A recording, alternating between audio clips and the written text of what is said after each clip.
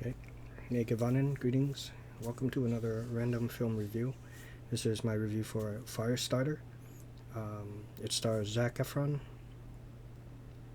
I don't know the name of the little girl who plays Charlie. And I don't think I know anyone else. Wait a minute. I think the black girl in here who's the leader of some like science team that wants to take control of Charlie and the other, well, I won't say yet, but I'll say there's other mutants in here that they experimented on them, and she wants to take her back because she's the most powerful one. I think she was the leader of Cadmus from Titans. I could be wrong, but I think that's her. It looks like her.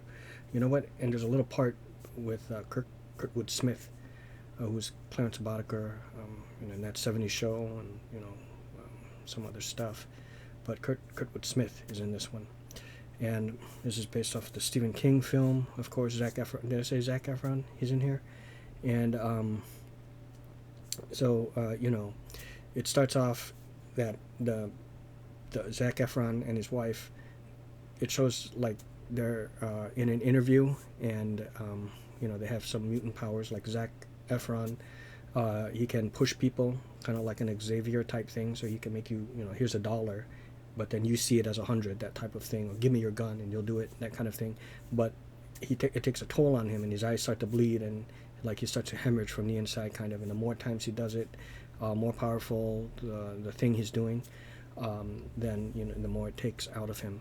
The wife has telekinesis. Now this is pretty cool. This is different from the original one. The original one, of course, with Drew Barrymore and Robert Hayes from Airplane and other stuff.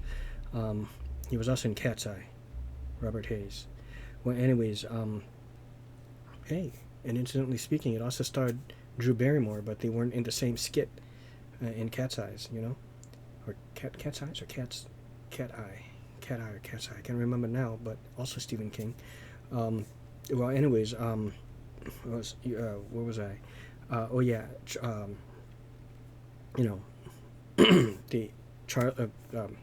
Zac Efron and his wife, they have a baby. Of course, it's her, and you see the baby in the crib. The baby, with her mind, sets fire to the crib, and Zac Efron runs in and puts it out. Now we jump forward to, I don't know how old she is, maybe 10, 11. I want to say 11. And her powers are kind of like getting more powerful and developed. The wife wants to take her in for training, but Zac Efron, is this recording? Okay, yeah, it's recording. Zac Efron doesn't want to do that because he knows that she's going to be poked and prod like what happened to them. They got out of that. And,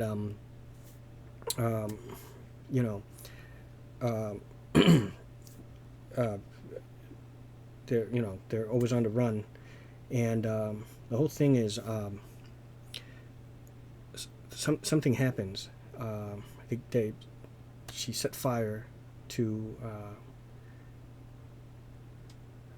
can't quite remember. She set fire to I think like something where it gets them on the news. I can't remember for some reason. Sorry about that. But basically something happens where it draws attention, and it goes on the news, and that's how she's back on the radar again. That girl that I said that was from Titans, and she sends a specialized assassin, like I think he's American Indian, pretty cool dude, I guess, long hair, and he has some kind of a power too. I think it's like a telekinesis as well, because I think I saw a bit where he said something like, I'm a little out of practice. He saw like a lamp go flying. So he's set out to recapture, or to capture her, not to kill her. But the mother gets in the way because Charlie and Zac Efron, they're off getting popcorn or something. I don't know. They're off or getting like a burger. So the mother's just there, and the American Indian is there, and she's not going to give up the daughter. So there's like a pretty cool fight, I thought. And just like in the Stephen King version, not Stephen King, the other version, I can't remember who directed it. Was this one directed by? No, okay. For some reason, I'm thinking Tobe Hooper, but I'm thinking a different movie. Invaders from Mars. That's Tobe Hooper. Never mind. Sorry about that. I don't know who directed this. Well, anyways, just like the Drew Barrymore version of Firestarter, the mother dies. and similar things happen where her arms get set on fire. That's like the same. Um, well, anyways, so the mother dies. You know, she did not win this fight, and then now Drew Barrymore and not Drew, Charlie and Zac Efron are on the run. Sorry about that, and and you know, the whole thing. That's what I'll say. I'll just end it at that, and I'll say what I liked about the changes in here is that it shows like there's more mutants that have powers and stuff. So it's really cool. I hope there's a sequel to this, and she not only has her pyrokinesis, but she also has telepathy and she has telekinesis. So she's got both her parents' powers as well as pyrokinesis. So pretty badass, I thought.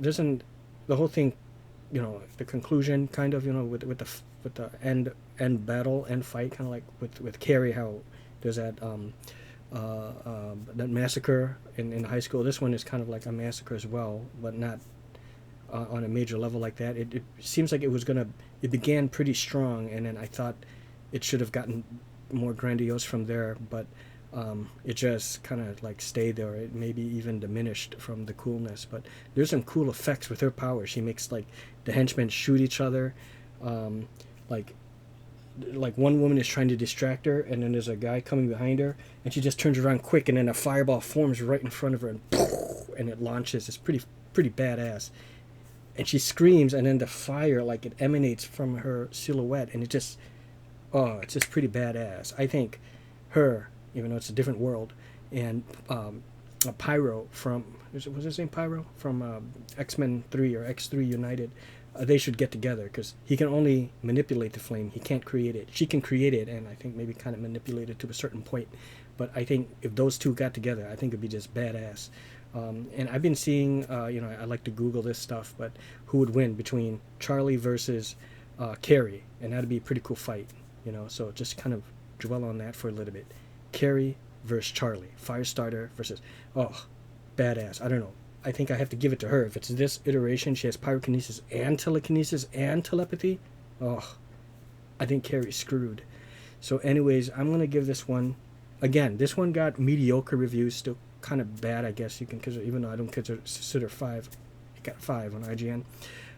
5 is like not good or bad. It's like they put it mediocre. I kind of like this one.